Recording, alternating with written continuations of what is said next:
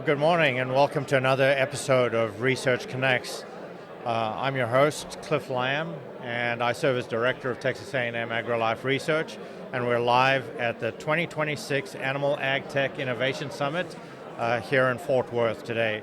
With me for this episode, I have Dr. Kiril Dimitrov, who serves as the Director of the Texas Veterinary Medical Diagnostic Lab, and excited to have him. Welcome. Pleasure to be here. Yeah. So, Kiril, your agency that you oversee does a lot of different things, and that protects the livestock industry in the state of Texas and beyond. Can you share a little bit about the agency and how it plays a role in the health and safety of our livestock species? Yes, thank you, Cliff. Texas A&M Veterinary Medical Diagnostic Lab is the state of Texas public agency that is tasked with animal disease diagnostics. The agency has been doing this for more than 50 years, nearly 60 years actually, and we employ a wide variety of experts that work in the field of microbiology, pathological anatomy, anatomic pathology, clinical pathology, analytical chemistry, and we use state-of-the-art diagnostic assays to identify animal diseases, which have importance not only for animal health but also for public health. Mm-hmm. And so one of the things that you're involved in is testing and sort of helping us identify potential pathogens or pandemics, right? And you were at ground zero for identifying highly pathogenic avian influenza in the dairy industry. Can you share a little bit about that? Yes, and unfortunately we were one of the labs that first identified the unprecedented spillover of highly pathogenic avian influenza in dairy cows. I say unprecedented because until that day, that virus was known to infect other mammals, was known to infect predominantly avian species, but it was never identified in dairy cows. It was a transmission to a new species. And this was very, very scary at first because we didn't know. We know this virus kills birds by millions, and we didn't know what this is going to mean for the dairy industry. Fortunately, the virus was not lethal for cows. However, it still caused a significant disruption to the dairy industry.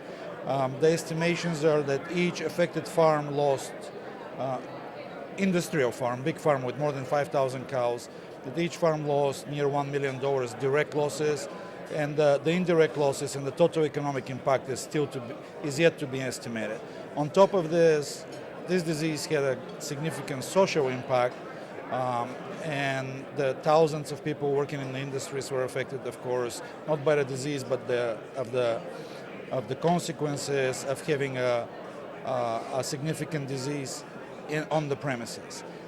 And it also has zoonotic, while it's not a zoonotic concern, while it's not a disease that is very dangerous to humans, the public concern is relatively low, it's still the risk exists there.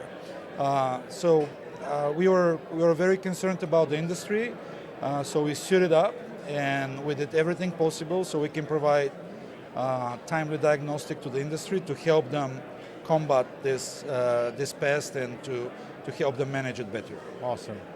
Well, thanks a lot for that insight. The other pending issue that we're dealing with is New World screwworm, and your agency is going to, if for some reason the New World screwworm crosses into the U.S., likely across the border in Texas somewhere, your agency is also going to be involved in that. Can you share how TVMDL is going to be involved in the screwworm response?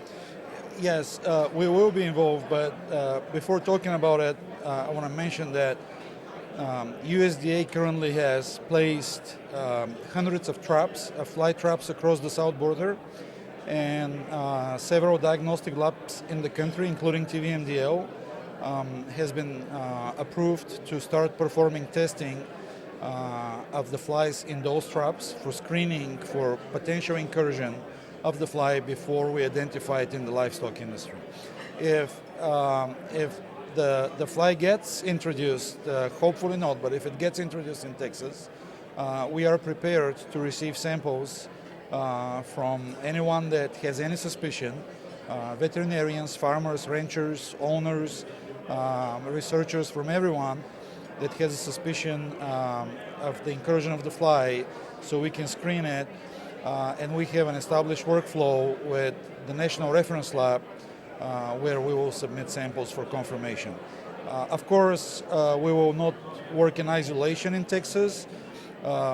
Texas A&M AgriLife, AgriLife Research, AgriLife Extension have been on the forefront of preparedness for this pest, for this fly. I think outside USDA, no one else has done as much as AgriLife has done to prepare the country, the state and the country for newer screwworm. So we're going to work closely with AgriLife to make sure we provide the best services to our stakeholders. Yeah. Sounds good. Well, thanks for that, and thanks for the background. With that, we're going to wrap up the episode. Appreciate you taking the time to help us on Research Connects.